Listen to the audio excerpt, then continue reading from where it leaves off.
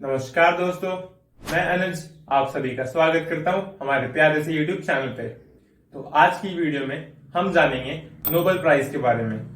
तो without any further delay चलिए video को शुरू करते हैं।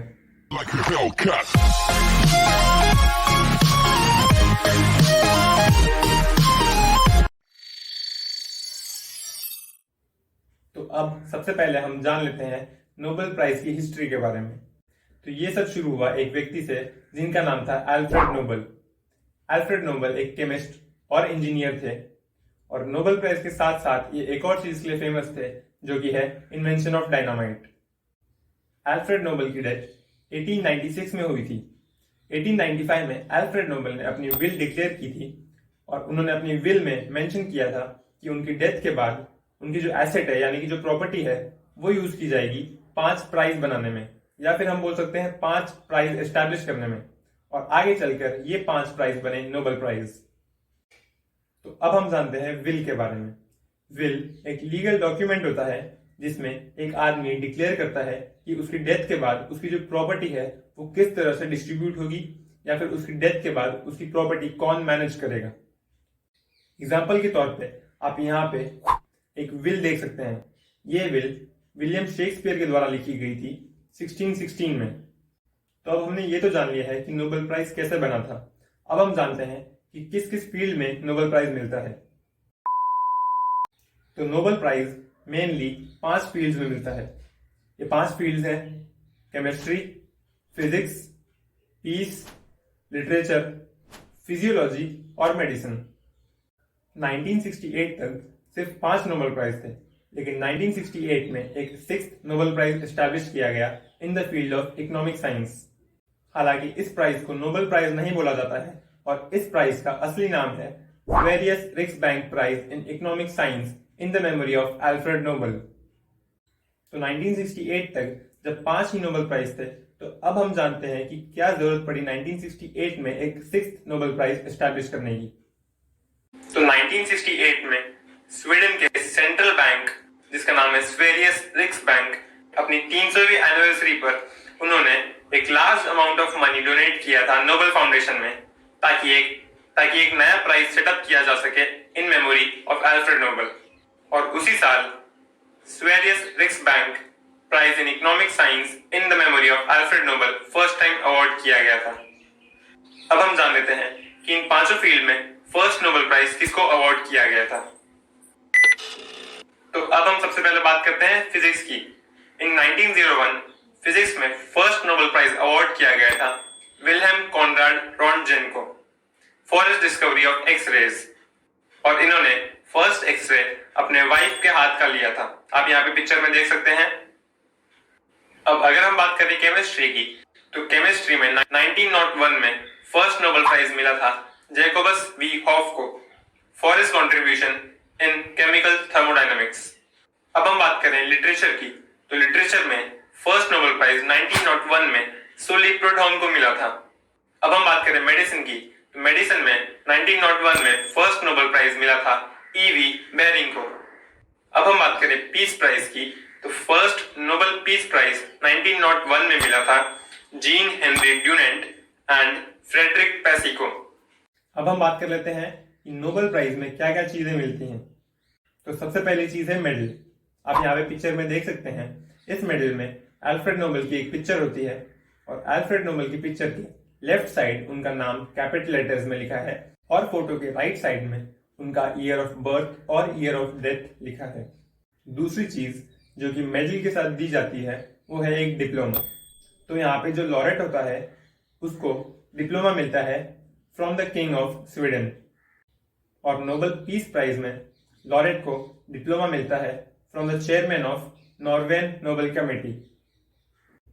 और यहाँ पे एक इंटरेस्टिंग बात यह है कि हर एक डिप्लोमा यानी कि हर एक नए नोबेल प्राइज का डिप्लोमा एक नया और यूनिक वर्क ऑफ आर्ट होता है, और ये फाइनेस्ट स्वीडिश और नॉर्वेजियन आर्टिस्ट के द्वारा डिजाइन किया जाता है। जैसे कि एग्जाम्पल के तौर पे आप ये एक डिप्लोमा देख सकते हैं। मेडल और डिप्लोमा के साथ लॉरेट को एक प्राइज मनी भी मिलती है। यहाँ पे लॉरेट का मतलब है जिस व्यक्ति को नोबेल प्राइज मिलता है उसको लॉरिएट बोला जाता है। तो अगर हम बात करें प्राइज मनी की, तो प्राइज मनी में लॉरिएट को 10 मिलियन SEK यानी कि स्वीडिश क्रोना, ये करेंसी है स्वीडन कंट्री की। अगर हम इस अमाउंट को इंडियन रुपीज में कन्वर्ट करें तो ये अप्रोक्सीमेटली होता है 8 करोड़ 76 लाख रुपीज मिलते हैं। अब हम नोबेल प्राइज के बारे में कुछ इंटरेस्टिंग फैक्ट जान लेते हैं।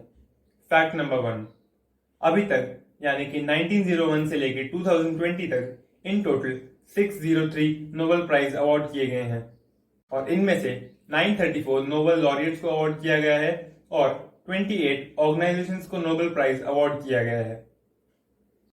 फैक्ट नंबर 2, अभी तक की यंगेस्ट नोबेल प्राइज विनर है मलाला यूसुफजई। इनको 2014 में नोबेल पीस प्राइज मिला था at the age of 17।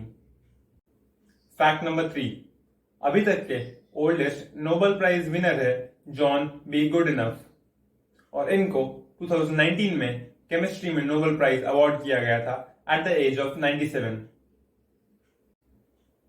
Fact number 4, out of total 603 Nobel prizes में से 57 नोबेल प्राइजेस वुमेन्स को अवार्ड किए गए हैं। अब हम बात कर लेते हैं इंडियन नोबेल प्राइज विनर्स की। तो ये हम जानेंगे 3 कैटेगरी में। फर्स्ट कैटेगरी में हम उन लोगों के बारे में जानेंगे जो इंडिया के सिटीजन थे। सेकेंड कैटेगरी में हम उन लोगों के बारे में जानेंगे जो इंडिया में बॉर्न हुए थे लेकिन इंडिया के सिटीजन नहीं थे। थर्ड कैटेगरी में हम उन लोगों के बारे में जानेंगे जो कि इंडिया में रहते थे जब उनको नोबेल प्राइज मिला था लेकिन इंडिया के सिटीजन नहीं थे। तो शुरुआत करते हैं फर्स्ट कैटेगरी से, यानी कि जो लोग इंडिया के सिटीजन थे। तो फर्स्ट नोबेल प्राइज मिला था रविंद्रनाथ टैगोर को इन 1913 इन द फील्ड ऑफ लिटरेचर।